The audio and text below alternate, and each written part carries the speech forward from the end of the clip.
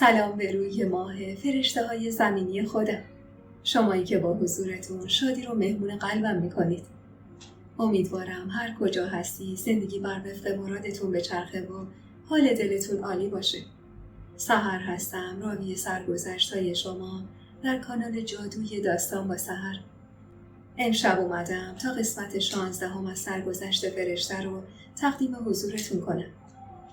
اگه موافقید و آماده، چراغ‌ها رو کم نور کنید، چشمای قشنگتون رو ببندید و ذهن و فکرتون رو از هیاهوی دنیا رها کنید تا با هم روایتی رو بشنویم که روزی زندگی واقعی یک انسان بوده.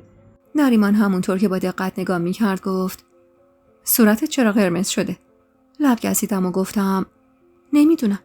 قرمز نشدم که. نگفتی؟ چرا زودتر برگشتی؟ ابروی بالا انداخت و گفت: یه سر باید برم همدان و تبریز. یه سری کار دارم، شخصا باید بهشون رسیدگی کنم. امروز زودتر برگشتم، وسایلمو جمع کنم. زودتر از اینا باید میرفتم. گفتم بمونم تو بیای بعد. لب چیدم و گفتم: واجبه حتما خودت بری؟ آره قربونت برم. البته اول قرار بود یه نفر دیگه بره. منتها چند ساعت قبل هم خبر داد مشکلی برای خانومش پیش اومده و نمیتونه بره. دیگه مجبور شدم خودم برم. سفرم کاری، 2 روز همدانم، بعد میریم سمت تبریز. مسافت زیاده، خسته میشی. وگرنه با خودم میبردمت. نفس عمیقی کشیدم و با فکر کردم به بچه‌ای که تو شکم داشتم و برنامه‌هایی که میخواستم برای غافلگیر کردن نریمان بچینم، رضایت دادم به رفتنش. 1000 بار بغلش کردم و بوسیدمش و ازش قول گرفتم خیلی زود کارشو تموم کنه و برگرده. نریمان هم هر چند حس می‌کردم اون نریمان همیشگی نیست، اما با محبت جواب بوسه هامو داد و قول داد زود برگرده و برای سال تحویل مقدماتی سفر خوب و فراهم کنه. از در خونه که بیرون رفت و در بسته شد، حس کردم چیزی از وجودم کنده شد. به شدت بیقرار بودم. انگار اتفاق بدی در حال رخ دادن بود. اتفاقی که شاید نمیتونستم جلوشو بگیرم. روی تخت دراز کشیدم و خیره شدم به سقف. دستی به شکمم کشیدم و با فکر کردم به بچه‌ای از نریمان، لبم به لبخندی وسیع باز شد. چشم بستم و تصور کردم صدای خنده‌های یه بچه رو توی اون خونه بزرگ و ساکت. باید براش یه اتاق فراهم می‌کردم. یکی از بزرگترین اتاقای خونه، ترجیحاً نزدیکترین اتاق به اتاق خودمون. باید براش تخت می‌خریدیم. کلی اسباب بازی، کالسکه. آخ که چقدر برنامه داشتم براش. تلفن رو برداشتم و با دکتر زنانی که مدتی تحت نظرش بودم تماس گرفتم و از منشی نوبت گرفتم. می‌خواستم همه چیز تحت نظر پزشک باشه، از غذا خوردنم تا فعالیت کردنم. یادم مامان میگفت یه سری غذاها واسه زن حامله ضرر داره. منم که هیچ اطلاعاتی نداشتم. خدا رو شکر مادر یا مادر شوهر یا حتی خواهر و خواهر شوهری هم دور و برم نبود که بخوان راهنماییم کنن. واسه همین باید با دکتر مشورت می‌کردم. تازه نهار خورده بودم که تلفن خونه زنگ خورد. با فکر اینکه نریمانه، سر خودم رو به تلفن رسوندم. اما ماندانا بود. با صدای آرومی گفت: به نریمان که نگفتی فرشته؟ روی مبل نشستم و گفتم: نه، نریمان رفت سفر. گفت چند روزی سفرش طول میکشه. ماندانا هیجان زده گفت: خیلی خوب، این بهترین فرصت فرشته. خیلی خوب میشه تو همین چند روزی که نیست تدارک یه شب بی‌نظیر رو بچینی. بیام دنبالت بریم خرید واسه لباس. کمی فکر کردم و گفتم: لباس زیاد دارم آخه. ماندانا بی‌حوصله گفت: اینقدر بی‌ذوق نباش فرشته. واسه اولین بار داری مادر میشی. اونم از مردی که روزی 1000 بار از عشقش میگی. نمیخوای یه شب خاطر انگیز واسش بسازی؟ اونم بعد این همه عشقی که شوهرت نثارت کرده. لب گزیدم و گفتم: چی بگم والا؟ خیلی خوب. عصر بیا. تا اون موقع منم یکم استراحت میکنم. ماندانا خوشحال از راضی کردنم ساعت رفتن رو با هم هماهنگ کرد و تلفن رو قطع کرد. با صدای زنگ ساعت چشم باز کردم. 1 ساعت به زمانی که با ماندانا وعده داشتم مونده بود. کش و قوسی به خودم دادم و رفتم سمت حمام و دوش گرفتم. حول تنم بود و داشتم موهامو با حوله خوش می‌کردم که زنگ در به صدا در اومد. نیم نگاهی به ساعت انداختم. نیم ساعتی به اومدن ماندانا مونده بود. اما چون میدونستم ماندانا همیشه عجوله، گفتم حتما خودشه.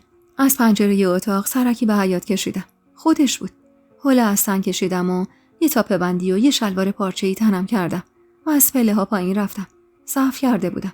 اصلا از وقتی فهمیده بودم حاملم، تو همین چند ساعت انگار اشتهام چند برابر شده بود. با خودم گفتم میرم با ماندانا یه عصرونه مختصر میخورم و بعد حاضر میشم. وارد سالن شدم و سرکی به اطراف کشیدم و ماندانا رو صدا کردم. اما به جای شنیدن جواب از ماندانا صدای بم مردونه‌ای به گوشم رسید. سلام خانم. هینی کشیدم و وحشت زده به سمت صدا برگشتم. مهرداد بود. چنگی به قلبم زدم و با صدای لرزون و وحشت زده‌ای گفتم شما اینجا چی کار میکنید؟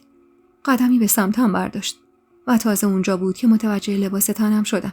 تاپ 2 بنده‌ای که انداممو به وضوح نشون میداد. با موهای باز خیس و صورتی گل انداخته که همیشه وقتی از حمام بیرون می اومدم سر لپام حسابی سرخ بود، جلوی مرد نامحرمی ایستاده بودم که داشت با چشماش منو میخورد. قدمی به عقب برداشتم و با جدیت گفتم برید بیرون. اصلا کار درستی نیست بدون اجازه صاحب خونه وارد حریمش بشید. بیرون لطفاً. مهرداد لبخندی زد و سری تکون داد و بدون اینکه نگاهش رو اصلا بگیره عقب رفت و از سالن بیرون زد. با رفتنش حس کردم زانوهام دیگه تحمل وزنم رو نداره. با حالی خراب روی مبل نشستم و چنگی به موهام زدم. چشمم پر از اشک بود. احساس گناه داشتم. اگه نریمان میفهمید من با همچین پوششی جلوی یه مرد جوان ظاهر شدم قطعا برخورد خوبی نشون نمیداد. همون لحظه ماندانا با چند تا لیوان شربت وارد سالن شد. منو که با اون وضع دید چشماش گرد شد و گفت خوبی فرشته؟ پس مهرداد کو؟ چونم لرزید. با حرص به سمتش برگشتم و گفتم بیرونش کردم. چی با خودت فکر کردی ماندانا؟ واسه چی این مرد غریبه رو با خودت به خونه من آوردی؟ من صبحت نگفتم دیگه نمیخوام ببینمش؟ بعد با این وضعیت باید وسط سالن خونم ببینمش؟ ماندانا سینی رو روی میز گذاشت و سراسیمه به سمتم اومد. سیلی آروم به صورتش زد و خدا مریم بده. اینجوری اومدی جلوش؟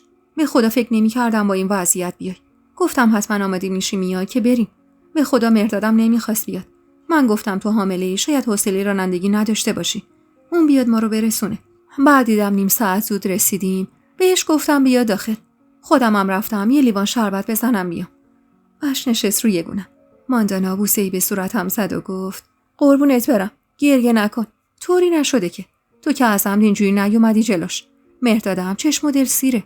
با یه نگاه که آسمون به زمین نمیاد. عصبی و کلافه از جا بلند شدم.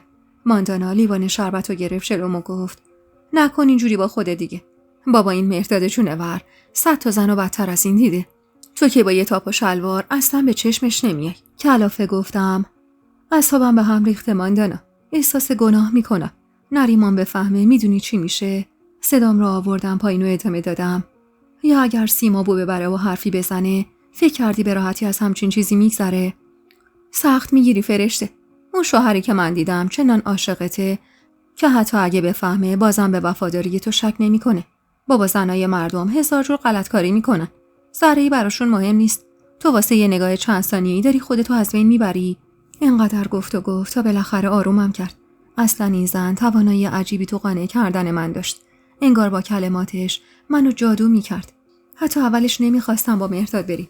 اما ماندانا اونقدر از ضررای رانندگی واسه زن حامله و استرس و استراب گفت و اینکه ممکنه خدایی نکرده یه وقت من بشینم پشت فرمون و تصادف کنیم که قانع شدم مهرداد ما رو برسونه. انگار ماندانا منو مسخ کرده بود که هرچی میگفت و قبول میکردم. ماندانا که دید کمی حالم بهتر شده لیوان شربت رو برداشت و گفت من برم اینو بدم این مهرداد مادر مرده. تو هم بپوش بیا بریم یه چرخی بزنیم حالا هوا عوض شه. اگه لباس خوبم دیدیم بخری. باشه گفتم و برگشتم تو اتاقم. فقط خدا رو شکر می‌کردم که ماندانا رفته بود تو آشپزخونه واسه آوردن شربت و سیما نیومده بود تو سالن تا منو ببینه. اونم در حالی که یه مرد جوان غریبه وسط سالن خونم وایساده بود و من با اون سر و ریخ جلوش بودم. اون وقت معلوم نبود چه اتفاقی واسم میافتاد. یه مانتوی مشکی بلند داشتم که از همه مانتوام گشادتر بود. اونو تن کردم و یه روسری تیره رو موهام انداختم. حتی دستم به آرایش کردنم نمیرفت. هیچ خوشم نمیومد به چشم اون مردک بیام. ماشین مهرداد یه ماشین قهوه‌ای متالیک بود که اتفاقاً اون روزا خیلی رو بورس بود. در عقب باز کردم و روی صندلی نشستم. مهرداد به محض دیدنم با لحن شرمنده‌ای که ازش بعید بود گفت ببخشید فرشته خانم. من نمیدونستم شما از اومدن من اطلاع ندارید. وگرنه هرگز بدون اجازه وارد حریم خصوصیتون نمیشدم. برای لحظه‌ای از لحن تند و قیافه گرفتن خودم شرمنده شدم. کمی خودم رو جمع و جور کردم و گفتم خواهش میکنم. شما هم ببخشید. من برخورد درستی نداشتم. مهرداد خواهش میکنم میگفت و ماشین رو به حرکت در آورد.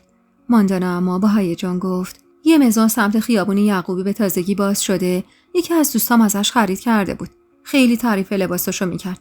میخوای اول بریم اونجا؟ سری تکون دادم و رضایتم رو اعلام کردم. کمتر از نیم ساعت بعد تو مزونی بودیم که ماندانا تعریفشو کرده بود. یه مزون لوکس با لباسای الهام گرفته از مد غربی و البته با قیمت‌های نجومی و پارچه‌های منحصر به فرد. در نهایت بعد از چندین بار پرو کردن یه لباس نقره‌ای رنگ با دنباله نیم متری چشممو گرفت. لباسو پرو کردم و یه گردنبند و دستبند و شال مناسبش رو هم انتخاب کردم و هزینه‌شو پرداخت کردم و از مزون اومدیم بیرون. ماندانا به محض بیرون اومدن نگاهی به اطراف انداخت. ای بابا، مرداد نیست که. بهش گفتم همینجا منتظر بمونه ها. سری به اطراف چرخوندم و گفتم هر جا باشه کم کم پیداش میشه. همینجا میمونیم تا بیاد. نزدیک ماشین ایستادیم و 10 دقیقه گذشت. اما از مرداد هیچ خبری نبود. ماندانا که کلافه شده بود گفت بذار برم این اطراف یه نگاهی بندازم. شاید تو این مغازه‌های اطراف رفته یه چرخی بزنه. تو بمون، زود میام. اینو گفت و با عجله به سمت مغازه‌های اطراف رفت. هنوز 5 دقیقه از رفتنش نگذشته بود که سر و کله مرداد پیدا شد. با 3 تا لیوان بزرگ بستنی. با دیدن من لبخندی زد و گفت خیلی وقت اومدید بیرون. دیدم دیر کردید، گفتم برم بستنی بخرم. هرچند بدم نمیومد چند قاشق از اون بستنی که داشت بهم چشمک میزد بخورم. اما با اکراه گفتم تو این فصل بستنی؟ هوا هنوز سرده. 2 تا از لیوانا رو گذاشت روی کاپوت ماشین و لیوان سومو گرفت سمتم و با خنده گفت چشماتون برق زد وقتی بستنی رو تو دستم دیدید. اینو بردارید، من برم سینیشو پس بدم. لبخندی رو لبم نشوندم و تعارفو کنار گذاشتم و دست دراز کردم و لیوانو ازش گرفتم و گفتم ماندانا رفت دنبال شما. خواستید سینی رو ببرید، میخواید برید دنبالش بهش بگید بیاد که معطل نشین. مرداد سری در ماشین رو باز کرد و با احترام تعارف کرد تا روی صندلی ماشین بشینم. با اکراه روی صندلی نشستم و مشغول خوردن بستنیم شدم. مرداد اما به جای اینکه بره دنبال ماندانا تکیه داد به ماشین و شروع کرد به خوردن بستنیش. کمی بعد سرش رو به سمتم گرفت و گفت چیزی لازم ندارید؟ سردتون نیست؟ گفتید هوا سرده و فصل بستنی نیست. میگم یه وقت سردتون نشده باشه. همزمان با این حرفش به سمت صندوق عقب رفت و یه پتوی نازک برداشت و نزدیکم شد که گفتم نیازی نیست، سردم اصلا نیست. میشه لطفاً بری دنبال ماندانا؟ مرداد اما بی توجه به حرفم سمتم خم شد و پتو رو روی پام انداخت. تعارف نکنید با من. ماندانا بهم گفته باردار هستید. باید مراقب خودتون باشید. اونقدر حالم بد بود و معذب شده بودم که نمیدونستم باید چی کار کنم. تو سرمای زمستون با وجود خوردن یه لیوان بستنی عرق کرده بودم. از رفتارای اون مرد حسابی معذب شده بودم و حس می‌کردم هزاران چشم از پشت دیوارا دارن نگاه میکنن. وسط البته شماتتم میکنن از این میزان نزدیک به یه مرد زندار که از بعد حادثه با رفیق من که اونم زن شوهردار بود رفیق بود. با مرور این حرفا تو ذهنم انگار تازه عقل به سرم اومده بود. چی با خودم فکر کرده بودم که با وجود دونستن روابط آزاد این مرد با ماندانا باهاش راه افتاده بودم برای خرید. اگه یه آشنا ما رو میدید و خبر به گوش نریمان میرسید قیامت به پا میشد. نریمان هر چقدرم عاشقم بود اما تو این مدت به هم نشون داده بود که حساسیت‌های خاصی روی من داره.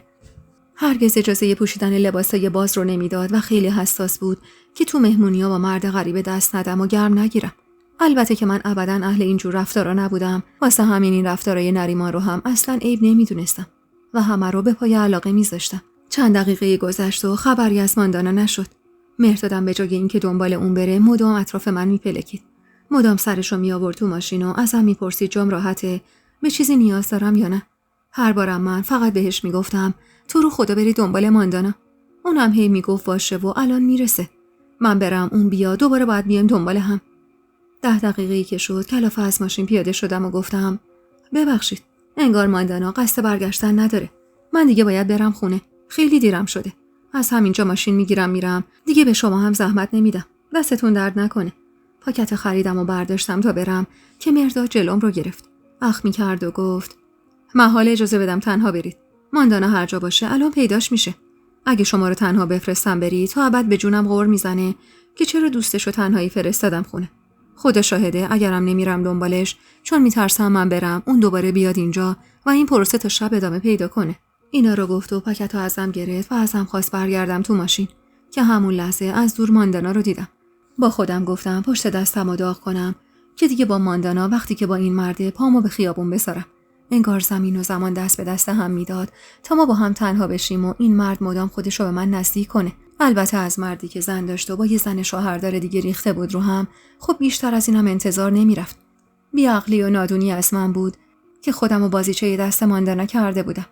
ماندانا پاکت خریدی رو بالا گرفت و گفت ببخشید، اینقدر غرق تماشای مغازه ها شدم یادم رفت که باید دنبال مهرداد بگردم. بعدم بی خیال مثل همیشه سوار ماشین شد و هیجان زده گفت یه چیز خیلی خاص هم برات خریدم خانوما.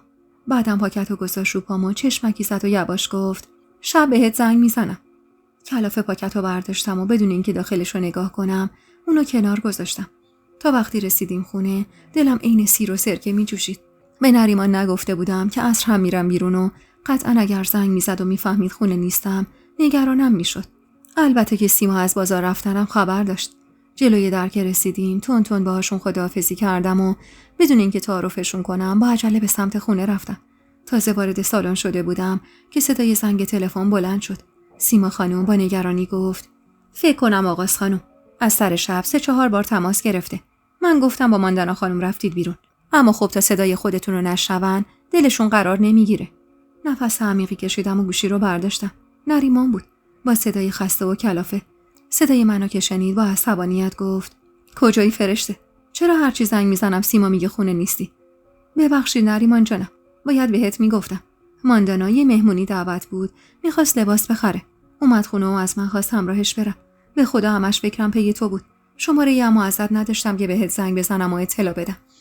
نریمان کلافه نفس عمیقی کشید. دقیقاً کجا بودی؟ ضربان قلبم بالا رفت.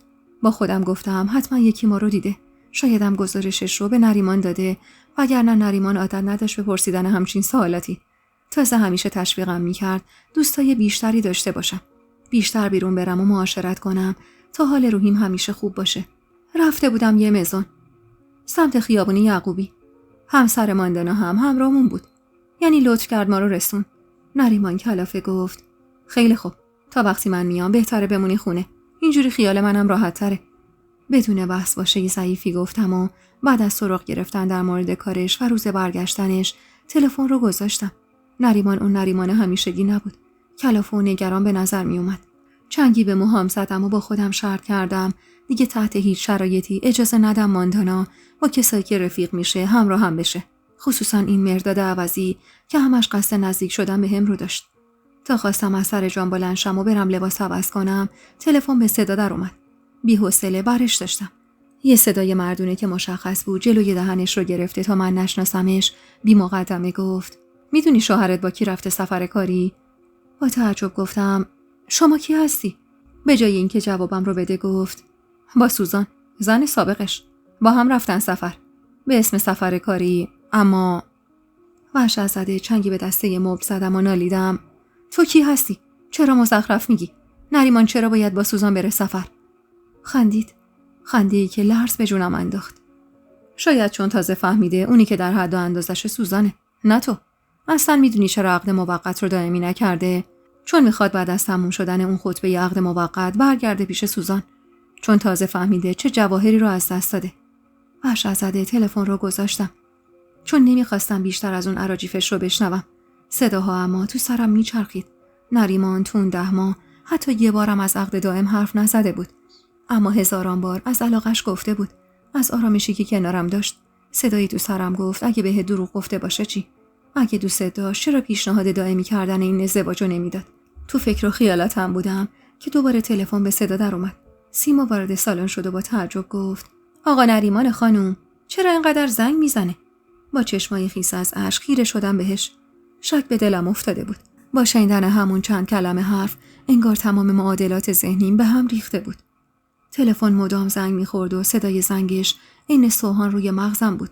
با دستای لرزون تلفن رو برداشتم و بی حرف روی گوشم گذاشتم. صدای ماندانا رو که شنیدم انگار آبی رو آتیش درونم ریخته شد.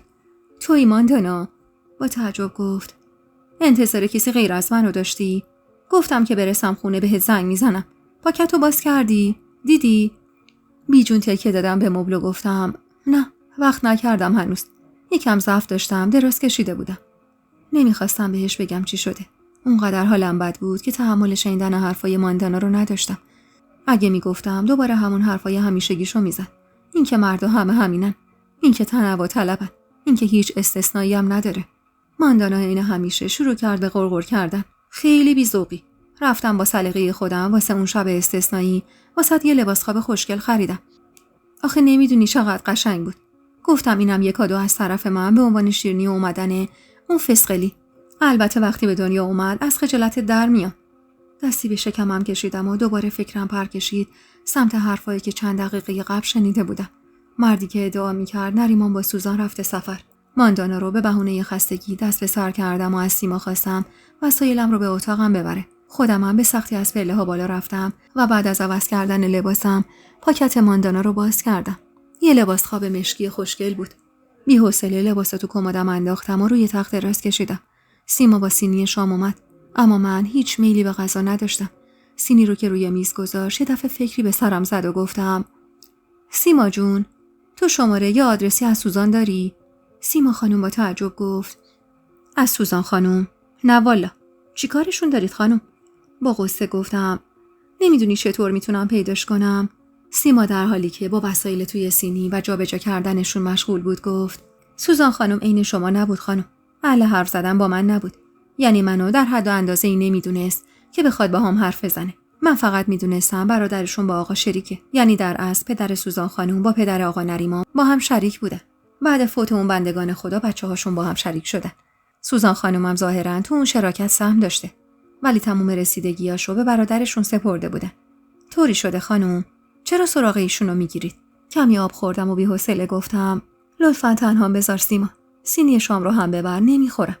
سیما خانم که بیرون رفت بی اختیار صورتم غرق اشک شد. با حساب حرفایی که سیما زده بود بعید نبود نریمان تو اون سفر با سوزان باشه. به هر حال سوزان هم تو شراکتشون سهم داشت. از طرفی نریمان گفته بود قرار بوده به جای خودش یه نفر دیگه بره، اما لحظه آخر برنامه اون شخص عوض شده. احتمالاً برای همین نریمان نخواست منو دنبال خودش ببره، چون با سوزان بود. اون شخص هم احتمالاً برادر سوزان بوده که کاری براش پیش اومده. اون شب تا نیمه های شب خواب به چشمم نمی اومد. پیراهن نریمان رو تنم کرده بودم و بالشش رو زیر سرم گذاشته بودم و اشکم حتی لحظه ای بند نمی اومد و این وسط نگران طفل تو شکمم بودم. نمیدونم چه ساعتی از شب بود. شاید تازه چشمام گرم شده بود که با شنیدن صدای زنگ تلفن سراسیمه از جا بلند شدم. قلبم تون تون میزد و تمام بدنم میلرزید. خم شدم و تلفن کنار تختو برداشتم و با صدای آرومی الو گفتم. دوباره اما همون مرد بود. همون صدایی که مشخص بود جلوی دهنش رو گرفته تا من نشناسمش. خوابیدی؟ شوهر تو بغل زن سابقشه. تو بهترین هتل همدان. میخوای اسم هتل و شماره اتاقشون رو بهت بگم؟ تماس بگیری مطمئن بشی؟ مستعصل و با گریه گفتم مزخرف میگی. نریمان عاشق منه. تو کی هستی؟ هان؟ مجیدی؟ مگه نه؟ واسه همین جلوی دهن تو گرفتی تا من صداتو نشناسم. فکر کردی من مزخرفات تو رو باور میکنم؟ مرد خندید و گفت چه اهمیتی داره من کیم؟ بعد که دارم حقایق رو واسط روشن میکنم تا کی میخوای اینه که سرت رو زیر برف کنی؟ نریمان سرت رو گرم کرده و خودش با زن سابقش در حال عشق و حال بیچاره. امروز فرداست از اون خونه هم پرتت کنه بیرون و دوباره با سوزان برگرده به سر زندگیش. تلفن رو محکم سر جاش کوبیدم و با خشم سیمش رو قطع کردم. جیغ زدم و لگدی به پاتختی زدم. میدونستم صدای داد و فریادم به گوش هیچ کس نمیرسه. اتاق سیما پایین بود و از اتاق منم دور بود. حقیق کنان خودم رو روی تخت انداختم. سردرد شدیدی داشتم و از تصور درست بودن حرفای اون مرد داشتم به جنون میرسیدم. تا خود صبح 1000 بار مردم و زنده شدم. عین دیوونه ها افتاده بودم به جون بستگیر نریمان و دنبال یه رد از یه زن دیگه بودم. یه تار مو، یه رژ لب یا هر چیزی که مطمئنم کنه نریمان داره دور از چشم من با سوزان آشتی میکنه. اما هیچی نبود. یا واقعا هیچی نبود یا نریمان ردی به جا نذاشته بود. صبح که از شدت گرسنگی وارد آشپزخونه شدم، سیما خانم با دیدن صورتم با تعجب سیلی به صورتش کوبید و گفت خدا مرگم بده خانم، این چه حال و روزیه؟ چشماتون شده قرمز قرمز. یه استکان چای تلخ خوردم و گفتم آدرس خونه برادر سوزان رو هم نداری؟ نه به خدا خانم، من چیزی نمیدونم. اگه کار واجب دارید خب برید شرکت آقا، اونجا حتما بهتون کمک میکنن. راست میگفت. چطور به ذهن خودم نرسیده بود. سریع از جا بلند شدم و لباس پوشیدم. اونقدر ضعف داشتم که مجبور شدم لقمه‌ای که سیما گرفته بود و بخورم. خواستم از خونه برم که سیما نگران گفت اگه آقا تماس گرفتن چی بگم خانم؟ مکسی کردم و گفتم بگو فرشته حالش خوب نبود رفت خونه ماندانا. حرفی غیر از این نزنی یا. سیما چشمی گفت و برگشت داخل و منم به سرعت از خونه بیرون زدم. شرکت نریمان یه شرکت واردات آجیل و خشکبار بود که هم بسیار بزرگ و هم بسیار خوشنام بود. من فقط 1-2 بار با خود نریمان رفته بودم اونجا و زیاد میلی برای رفتن به اونجا نداشتم. چند دقیقه‌ای تو ماشین نشستم تا به لرزش بدنم مسلط شم. همش با خودم میگفتم بهتره آروم باشم. شاید تمام اینا نقشه‌ای از طرف مجید باشه. حتما اینجوری میخواست بحث شک و تردید رو تو دل من بکاره و الحقم که موفق شده بود. ساعت 9 صبح بود که رسیدم جلوی در شرکت. به سختی از ماشین پیاده شدم و وارد شدم. چون اصلا حالم دست خودم نبود. شرکت به خاطر نزدیک بودن به عید حسابی شلوغ بود. چرخی تو محوطه اصلی زدم و با دیدن منشی شخصی نریمان با عجله به سمتش رفتم. با دیدنم با تعجب گفت: خوبید خانم، اینجا چی کار میکنید؟ بفرمایید بشینید. رنگ به صورت ندارید. بیجون روی صندلی نشستم و با صدای ضعیفی گفتم: من میخوام با شریک آقا نریمان صحبت کنم. کار واجب دارم. مشکلی برام پیش اومده که باید سریعاً با آقا نریمان تماس بگیرم. اما شماره تماسی ازش ندارم. شما نمیدونی با کی رفته سفر کاری؟ منشی لب گزید و گفت: نه والا، قرار بود تنها برن. من در همین حد میدونم. اما اگه میخواید بیشتر بدونید، آقای ساعدی تو دفترشون هستن. اجازه بدید من هماهنگ کنم. بفرمایید داخل. بعد از چند دقیقه منشی منو به سمت در سفید رنگی راهنمایی کرد. ضربه‌ای به در زدم و با شنیدن صدای بفرمایید وارد اتاق شدم. مرد قد بلندی پشت میز نشسته بود که با دیدن من از جا بلند شد و تعارف کرد تا روی مبل بشینم. بی‌شباهت نبود با سوزان. روی مبل نشستم و کیفمو روی پام گذاشتم. اونقدر دلهره داشتم که حوصله مقدمه چینی نداشتم. واسه همین سری رفتم سر اصل مطلب و گفتم: شما میدونید خواهرتون کجاست؟ با تعجب نگام کرد. سوزان. شما با سوزان چی کار دارید؟ با چشمای خیس از اشک نگاش کردم. نریمان رفته همدان. بعدم قراره بره تبریز. درسته؟ سری به نشونه مثبت تکون داد و گفت: خب اینا چه ربطی به خواهر من داره؟ با بغضی که به زور قورتش داده بودم گفتم: یکی به من زنگ زد. یه مرد به من گفته نریمان با خواهر شما رفته همدان. نیمه های شب دوباره تماس گرفت و گفت هر دو توی اتاق تو هتل هستن. من حالم بده. کل شب رو بیدار بودم. خواهش میکنم به هم بگید خواهرتون کجاست؟ من چطور میتونم پیداش کنم؟ مرد اخمی کرد و گفت: چی میگید خانم؟ حرف دهنتون رو بفهمید. سوزان مدت هاست از نریمان جدا شده. چه دلیلی داره بعد از این همه وقت باهاش بره سفر؟ نریمان با یکی از بچه‌های شرکت رفته همدان. بعدم باید میرفت تبریز. در اصل من باید میرفتم، اما خانومم حالش بد شد. واسه همین نریمان مجبور شد بره. سوزانم الان یا بیمارستانه یا خونه. با التماس گفتم: یه آدرس از خواهرتون بهم بدید. من باید برم ببینمش. تا نبینمش آروم نمیگیرم. خواهش میکنم. مرد کلافه گفت: اجازه بدید من باهاش تماس بگیرم. تکیه دادم به مبل و با چشمای خیس از اشک خیره شدم بهش. تلفن رو برداشت و مشغول شماره گرفتن شد. با یه نفر صحبت کرد و ازش در مورد سوزان سوال کرد و بعد تلفن رو گذاشت و گفت: خونه نبود، حتما بیمارستانه. اجازه بدید. دوباره مشغول گرفتن شماره شد. چند کلمه‌ای با کسی پشت تلفن صحبت کرد. شما مطمئنید؟ من 2 روز قبل دیدمش. حرفی از مرخصی و سفر نمیزد. آشوب افتاد به دلم. پس اون مرد دروغ نمیگفت. سوزان واقعا با نریمان رفته بود. بیجون از جا بلند شدم. مرد سریع تلفن رو گذاشت و گفت: بشینید خانم. رنگ به صورت ندارید. من با بیمارستان تماس گرفتم. گویا سوزان 2 روز قبل مرخصی گرفته. گفته یه سفر در پیش داره. اما من مطمئن هستم که با نریمان نرفته. سوزان خواهر منه. نریمان بهترین رفیق منه. نه سوزان اهل سفر رفتن با نریمانه، نه نریمان اهل نارو زدن به شما. آروم باشید خانم. تشریف داشته باشید. یکم ازتون پذیرایی کنن. منم چند تا تماس میگیرم. نریمانو پیدا میکنم. اینو گفت و با تلفن از منشیش خواست بیا تو اتاق. منشی که وارد اتاق شد با اخمایی در هم گفت: به محسن آقا بگو از خانم پذیرایی کنن. خودت هم برو شماره محبی رو واسم بگیر و بس کن. منشی با تعجب گفت: خونه ی آقای محبی چرا؟ چیزی شده؟ خودشون تو شرکت هستن ها؟ برادر سوزان با تعجب گفت: محبی تو شرکته؟ مگه قرار نبود با آقا نریمان بره همدان و تبریز؟ منشی شونه‌ای بالا انداخت. تا جایی که من میدونم ایشون تنها رفتن. آقای محبی هم داره بسته‌بندی‌ها رو چک میکنه. بگم بیاد؟ برادر سوزان سری به نشونه نه تکون داد و مات و مبهوت روی صندلی نشست. دیگه مطمئن شده بودم حرفای اون مرد راست بوده. برادر سوزان کلافه دستی به گردنش کشید و گفت: حتما اشتباهی پیش اومده. یعنی من مطمئنم سوزان هر جا باشه با نریمان نیست، چون هر دو نفرشون رو میشناسم. دوستی من با نریمان برمیگرده به دوران مدرسه. نریمان محاله همچین کاری کرده باشه. شما هم بهتره برگردید خونه. من قول میدم هر خبری از نریمان گرفتم بهتون اطلاع بدم. با حالی زار نالیدم. اگر واقعا با هم باشن چی؟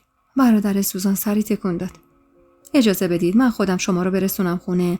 رنگ به صورت ندارید. بعدم منشیش رو صدا کرد و ازش خواست بهم کمک کنه. اگر اون زن دستم رو نمی گرفت نمیتونستم قدم از قدم بردارم. اونقدر حالم بد بود که حس می‌کردم هر لحظه ممکنه از حال برم. فکر از دست دادن نریمان و عشق نابش، از دست دادن زندگی که عاشقانه دوستش داشتم. آخ که داشتم دیوونه می‌شدم. همش با خودم میگفتم اگه نریمان از اول منو نمیشناخت چرا اون همه اصرار داشت به ازدواج؟ چرا مدام صد راه هم میشد؟ چرا زنش رو طلاق داد؟ چرا فرشته بیچاره رو عاشق خودش کرد؟ من چه گناهی کرده بودم که اینجوری باید تاوان میدادم؟ یاد حرف ستاره خانم افتادم. میگفت عشق نریمان به تو این تب تندیه که خیلی زود به عرق میشینه. انگار حرفش درست بود. شاید عشق نریمان به عرق نشسته بود و همه چیز تموم شده بود. شایدم من اونقدر غرق کارای خودم بودم که خاموش شدن عشق تو چشماش رو ندیده بودم. تا رسیدن به خونه بی صدا فقط اشک میریختم. برادر سوزانم دیگه تلاشی برای قانع کردنم نمیکرد. انگار خودش هم باورش شده بود نریمان و سوزان با هم هستن. جلوی در خونه که نگه داشت نگران نگاهی بهم انداخت و گفت سیما هنوز پیش شماست؟ تنها که نیستی تو خونه. دست کردم از تو کیفم کلید خونه رو در بیارم که تازه یادم اومد ماشینم رو جلوی شرکت جا گذاشتم. واسه همین گفتم بله سیما هستش. من اما ماشینم رو جلوی شرکت شما جا گذاشتم. دستشو به سمتم دراز کرد. سویچو بدید من ماشین رو براتون میارم. بی‌تعارف سویچ رو کف دستش گذاشتم و از ماشین پیاده شدم. همراهم تا جلوی در اومد. در خونه رو که باز کردم سیما تو حیاط بود. با دیدنم هر زده دوید سمتم و گفت خوبید خانم جان. برادر سیما پشت سرم وارد حیاط شد و گفت سلام سیما خانم. خانومت رو ببر اتاقشون استراحت کنه. حواستون بهشون باشه. تا برگشت آقا نریمان هم نذار تنها جایی برن. هر جا خواستن برن حتما همراهش برو. بعدم رو کرد به من نریمان رو هر جو شده تا آخر شب پیدا میکنم. خودم باهاتون تماس میگیرم. سیما دستورشونم انداخت و گفت آقا نریمان از صبح 10 بار تماس گرفته. خیلی عصبانی بود که شما از خونه بیرون رفتید. پوزخندی زدم و بیجون به سمت ساختمون رفتم. احتمالاً نریمان میترسید من بفهمم با کی رفته سفر. حتما واسه همین بود که میگفت از خونه بیرون نرو. میخواست بمونم خونه و عین کبک سرم رو زیر برف کنم. روی مبل دراز کشیدم و در جواب سیما که میگفت چیزی میخوری سری به نشونه نه تکون دادم. و خیره شدم به خونه‌ای که شاید دیگه خونه من نبود. اصلا شاید از اولم خونه من نبود. تو خودم جمع شدم و به بچه‌ای که تو راه داشتم فکر کردم. نباید به نریمان میگفتم حاملم. نمیخواستم به خاطر بچه منو بخواد. اگه واقعا سوزان رو دوست داشت من از زندگیش میرفتم. محال بود بمونم و التماس عشقی رو بکنم که به سال نرسیده ته کشیده بود. سیما ظرفی پر از میوه جلوم گذاشت و خودش نشست روی زمین. دستمو با محبت گرفت و گفت چرا اینقدر خودتون رو عذاب میدید خانم؟ چی شده؟ جونم لرزید و گفتم سیما تو نمیدونی من دارم چی میکشم. آهی کشید و گفت میدونم خانم. دیشب که تلفن زنگ خورد از خواب پریدم. وقتی برداشتم صدای اون مرد رو شنیدم. خانم جان من سالهای زیادی تو این خونه کار میکنم. آقا نریمان رو خیلی خوب میشناسم. من آقا رو موقعی که با سوزان خانم زندگی میکرد دیدم. وقتی کنار شما هم بود دیدم. من دیدم آقا چقدر برای رسیدن به شما تلاش کرد. آقا نریمان کنار شما خوشبخت بود. آرامش داشت. خنده هاش واقعی بود. چشمش همیشه دنبال شما بود. وقتی لبخند میزدید انگار دنیا رو بهش میدادن. با ذوق نگاهتون میکرد. من هیچ کدوم از این رفتارا رو وقتی کنار سوزان خانم بودن ندیدم. به جون بچه‌هام قسم که ندیدم. نکنید اینجوری با خودتون. نذارید آدمای حسود اطرافتون زندگیتون رو نابود کنن. بذارید آقا برگردن. باهاشون صحبت کنید. من مطمئنم آقا با سوزان خانم جایی نرفتن. حتی اگر رفته باشنم حتما واسه کارشون دلیلی دارن. حرفای سیما کمی آرومم کرد. اما بازم دست و دلم به کاری نمیرفت. حتی وقتی ماندانه تماس گرفت به سیما گفتم دست به سرش کنه و بگه فرشته خسته بوده و خوابیده. حوصله حرف زدن با هیچ کسی رو نداشتم و میخواستم فقط منتظر برگشت نریمان بمونم تا همه چیز مشخص بشه. موقع نهار بود که تلفن دوباره زنگ خورد. با خودم گفتم حتما باز مانداناست. بی حوصله رو به سیما گفتم یه چیزی بهش بگو که دیگه زنگ نزنه. هیچ حوصله‌اش رو ندارم. سیما چشمی گفت و تلفن رو برداشت. اما تا گفت الو چشماش برقی زد و گفت آقا نریمان خانم. نفهمیدم فاصله میز ناهارخوری تا تلفن رو چطور طی کردم. گوشی رو که برداشتم و صدای سلام نریمان رو شنیدم، انگار دلم آروم گرفت. با بغض روی صندلی نشستم و گفتم خوبی؟ کجایی؟ سیما خانم نزدیکم نشست و آهسته گفت الان بحث نکنید خانم. اجازه بدید برگردن. اون روزا سیما قشنگ داشت واسم مادری میکرد. نقشی رو که مادر خودم سالها بود فراموشش کرده بود. نریمان کلافه گفت تو کجایی فرشته؟ چرا هرچی زنگ میزنم خونه نیستی؟ صبح به اون زودی کجا رفته بودی؟ چنگی به موهام زدم و گفتم رفته بودم یکم قدم بزنم. حالم خوب نبود. تو که نیستی انگار دیوارای این خونه دارم بهم فشار میارن. نفسم بالا نمیاد. تو کجایی؟ هنوز همدانی؟ آره، امروز میرم سمت تبریز. احتمالاً کارم اونجا زیاد طول نکشه. از شدت اضطراب کل بدنم میلرزید. به هر سختی بود گفتم تنهایی؟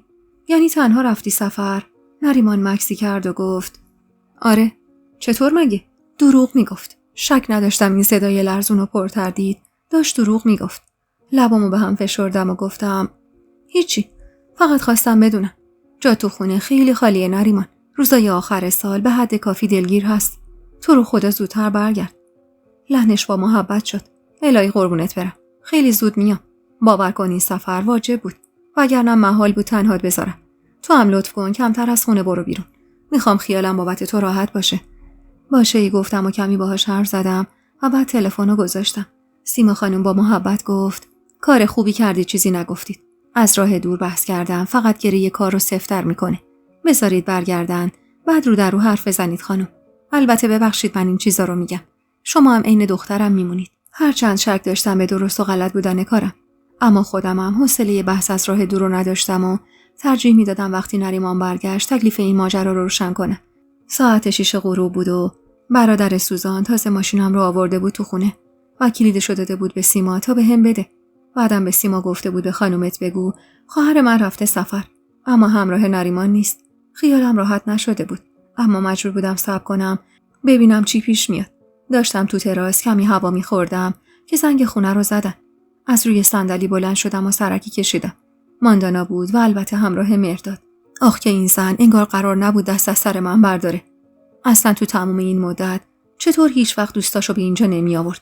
اما حالا چپ و راست این مردادو می آورد در خونه ما. این مردک بلهوس چرا باید راه و بیراه در خونه من بود؟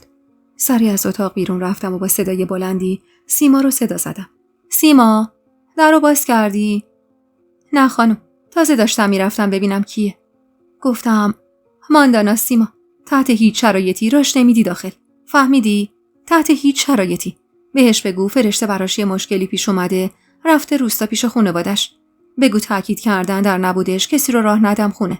سیما خانم چشمی گفت و آیفونو برداشت.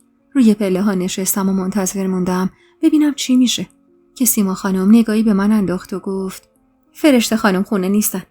نه، رفتن روستا. من نمیدونم. آره، گفتن یه مشکلی براشون پیش اومده بوده. نه، نمیدونم. شرمنده. خانم تاکید کردن در نبودشون کسی رو راه ندم. نه خانم، شرمندم. لطفاً برید هر وقت خودشون اومدن تشریف بیارید.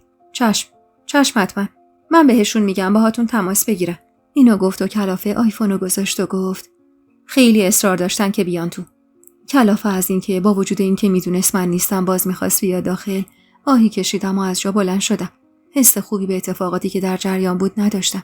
یه حس مرموز تو دلم لونه کرده بود که دست از سرم بر نمی داشت.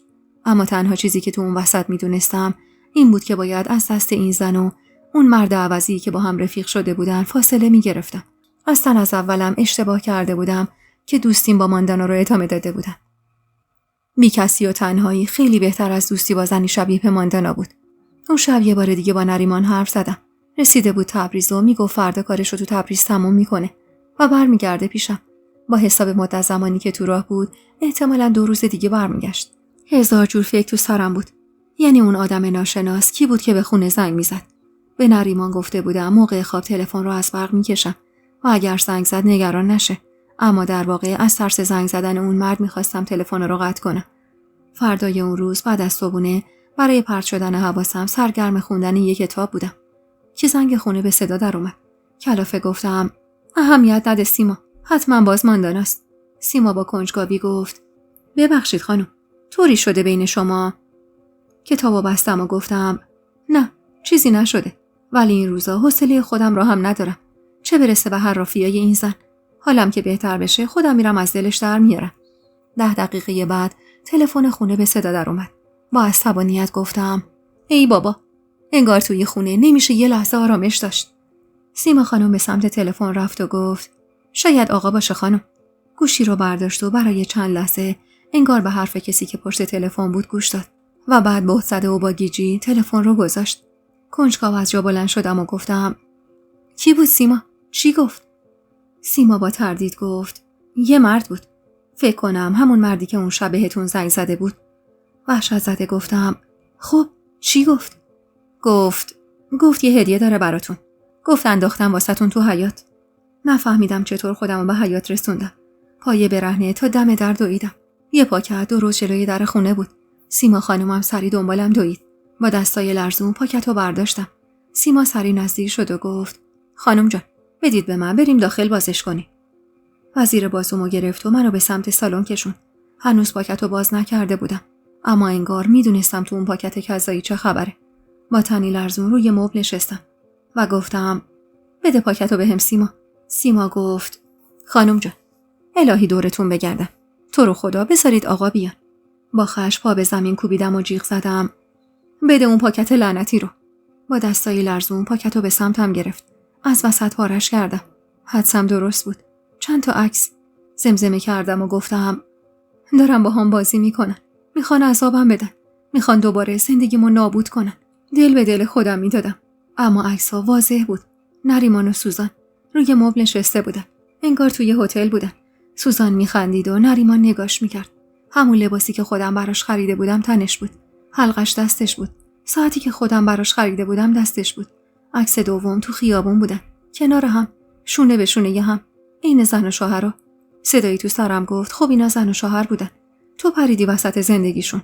عکس سوم دست سوزان روی صورت نریمان بود. انگار داشت چیزی رو از روی صورتش پاک میکرد. خیلی نزدیک به هم نشسته بودن.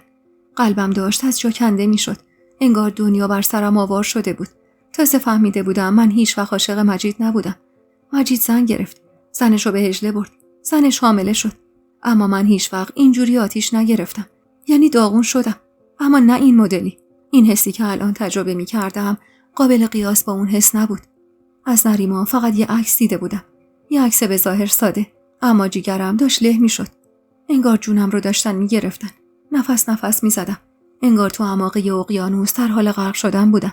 انگار واقعا دیوارای خونه داشتن بهم حمله می‌کردن. سیما خانم هراسون لیوان آبی به لب‌هام نزدیک کرد. فرشته خانم، نکن اینجوری با خودت. چیزی نشده که. این عکس‌ها چیزی رو ثابت نمی‌کنه. بذار آقا بیاد. تو رو خدا اینطور با خودتون نکنید. از بین بردید خودتونو. چنگی به دستش زدم و نالیدم. من چیکار کنم سیما؟ نریمان بهم گفت تنهاست. بهم دروغ گفت. من چیکار کنم؟ اگه این زندگی از دستم بره چیکار کنم؟ محکم بغلم کرد. عین بید میلرزیدم. از تصور نابود شدن زندگیم که شدیداً وابستش بودم میترسیدم. از تصور دوباره شکست خوردن میترسیدم. بوسه‌ای به سرم زد و با لحن مادرانه‌ای گفت دنیا که به آخر نرسیده دردت به سرم. هنوز چیزی نشده که اینجوری میکنی با خودت. صبر کن شوهرت بیاد، بشین با حوصله باهاش حرف بزن. باور کن تهش مشخص میشه همه چی سوء تفاهم بوده. سیما خانم دلداری میداد، اما دل بیقرار من به این راحتی آروم نمیگرفت. کدوم سوء تفاهم؟ دروغ گفتن نریمان و عکسای سوزان واضح و مشخص بود. باید یک کاری میکردم. با نشستن و منتظر موندن هیچی نصیبم نمیشد. با عجله از پله ها بالا رفتم. اولین مانتویی که دستم اومد و پوشیدم. سویچ ماشینم رو برداشتم و برگشتم پایین. عکسایی که داشت دیوونم میکرد و تو گیفم انداختم و به سمت در حیاط رفتم. سیما خانم دنبالم دوید. کجا میرید خانم جان؟ نکنید. الان حالتون خوب نیست. خواست هم بشه که دستمو از دستش کشیدم و گفتم ولم کن سیما. باید برم پیش برادر این زنی که باید تکلیفم رو روشن کنم. هر جا هستن خودم باید برم پیششون. باید با چشمای خودم ببینم چه بلایی داره سر زندگیم میاد. ماشین رو روشن کردم و به سرعت از خونه بیرون زدم و به شرکت رفتم. وارد که شدم دیگه معطل نموندم تا منشی ورودم رو به برادر سوزان اعلام کنه. با توپ پر جلو رفتم و در اتاقو با ضرب باز کردم. منشی سراسیمه به سمتم اومد. چی کار میکنی خانم؟ اجازه بدید من اطلاع بدم بهشون. با چشمای خیس از اشک خیره شدم به برادر سوزان که با تعجب داشت نگاه میکرد. از پشت میزش بلند شد و رو به منشی گفت: شما بیرون باشید. بفرمایید تو. بفرمایید بشینید. جلو رفتم. عکس‌ها رو ریختم روی میزش و با بغضی که داشت خفم میکرد و صدایی که سعی میکردم بالا نره گفتم: تحویل بگیرید. نریمان اهل نارو زدن نیست. سوزان آدمی نیست که با نریمان سفر بره. آره؟ پا به زمین کوبیدم و جیغ کشیدم: پس این عکس‌ها چیه؟ واسه چیه که این عکس‌ها رو واسه من فرستاده؟ بهت زده عکس‌ها رو برداشت. نگاه کوتاهی بهشون انداخت و گفت: خب این عکس‌ها ممکنه واسه الان نباشه. دیگه توان ایستادن نداشتم. خودم رو روی مبل انداختم و گفتم: برای الانه. این لباسو خودم براش خریدم. ساعت تو دستش رو هم. حلقش، همه چیز مشخصه. منم بچه نیستم که بخواید سرم شیره بمالید. یه راه جلوی من بذارید. من باید همین الان برم تبریز. باید با چشمای خودم همه چیز رو ببینم. برادر سوزان کلافه گفت: چی میگید خانم؟ کجا برید؟ اصلا گیریم شما برید. مگه میدونید اونا کجان؟ گفتم: پس میگید چی کار کنم؟ بشینم و دست رو دست بذارم تا زندگیم از دستم بره؟ این 2 روز قد 10 سال گذشته برام. مدام تماس تلفنی عجیب میگیرم. یکی میخواد زندگی منو خراب کنه. یکی که خیلی خوبم داره موفق میشه. لیوان آبی به دستم داد و گفت: من ازتون خواهش میکنم آروم باشید. اجازه بدید نریمان برگرده تا همه چیز مشخص بشه. شما تشریف برید خونه، یکم استراحت کنید. من نریمانو پیدا میکنم و باهاش صحبت میکنم. با تردید نگاش کردم. دلیلی نداشت این مرد خیرخواه زندگی من باشه. البته که دلیلی نداشت که منم آویزون این مرد شده بودم و انقدر زحمتش داده بودم. اما خب من بیراه بودم. یعنی هیچ کسی رو نداشتم که بخوام برم پیش شکایت ببرم از نریمان و سوزان. واسه همین مزاحمش شده بودم. اما وقتی خوب فکر می‌کردم اون باید از خودش بود که دوستش و خواهرش دوباره برگردن پیش هم. افکار ضد و نقیضی داشتم. از جا بلند شدم. عکس‌ها رو برداشتم و تو کیفم گذاشتم و گفتم: من برمیگردم خونه. نه به خاطر حرف شما، چون من و شما تو این ماجرا مقابل هم هستیم. من درک می‌کنم که شما از خودتونه سوزان برگرده پیش نریمان. اما حرفمو قطع کرد و با اخمایی در هم گفت: نه، اصلا اینطور نیست. سوزان خواهر منه، ولی من ابداً بهش پیشنهاد ندادم و نمیدم که برگرده به رابطه‌ای که تمومش کرده. نریمانم رفیق منه. این برادر نداشتم. من دارم میبینم که کنار شما خوشبخت‌تره. باور کنید اگر حرفی میزنم به صلاح هر 3 نفر شماست. سری به نشونه تایید تکون دادم. زیر لب بابت مزاحم شدنم معذرت خواهی کردم و در جواب درخواستش برای رسوندنم مخالفت و از شرکت بیرون زدم. تا نریمان برمیگشت من از شدت فکر و خیال قطعاً دیوونه میشدم. با یادآوری نوبت دکتری که داشتم سری برگشتم خونه. سوالات تموم نشدنی سیما رو سرسری جواب دادم و دوش گرفتم و بعد از خوردن ناهار برای رفتن به مطب دکتر آماده شدم. نمیخواستم حال بدم ذره‌ای روی بچم تاثیر بذاره. از سیما خواستم اگه نریمان تماس گرفت بهش بگه کمی حالم بد بوده و رفتم دکتر. بعدم سری سوار شدم و از خونه بیرون زدم. تا رسیدم به مطب دکتر حتی لحظه ای اشکم بند نمی اومد. همش با خودم میگفتم من بعد از دیدن اون عکس و فهمیدن حقیقت سفر نریمان چطور هنوز سر پا. از درون انگار تو آتیش جهنم بودم. اما مجبور بودم سر پا بمونم. به خاطر بچه‌ای که هرچند نمیخواستم ازش سوء استفاده کنم اما تنها امیدم برای موندن پیش نریمان بود. مطب دکتر شلوغ بود. اما منشی منو نمیشناخت و وقتی حال پریشون و چشمای سرخ شده از گریه‌مو دید از مراجعی که نوبتش بود خواهش کرد جاشو به من بده. اونقدر چهرم زرد و زار بود که اون خانم مخالفتی نکرد. با صدای لرزونی ازش تشکر کردم و وارد اتاق دکتر شدم. دکتر زن جوونی بود که از وقتی با نریمان ازدواج کرده بودم چند باری پیشش رفته بودم و صدقه سر لطف نریمان و بسته‌های آجیلی که هر بار بهم میداد تا واسه دکتر بیارم حسابی تحویلم میگرفت. دکتر وقتی آزمایشمو دید ازم خواست برم دراز بکشم تا معاینم کنه. وقتی شروع کرد به معاینه اشکای من مثل سیل سرازیر شده بود رو صورتم. نگاهی بهم کرد و گفت: گریه چرا فرشته جان؟ چرا انقدر به هم ریخته‌ای؟ آهی کشیدم و سکوت کردم. فهمید نمیخوام حرف بزنم، واسه همین دیگه اصراری نکرد و مشغول کارش شد. و بعد ازم خواست بلند شم و گفت: قلب جنین تشکیل شده. تو هفته 7 یا 8 بارداری هستی. ماهای اول خیلی مهمه. از اضطراب و دلهره باید دوری کنی. گریه و زاری هم واسه بچت عین سمه. متوجهی؟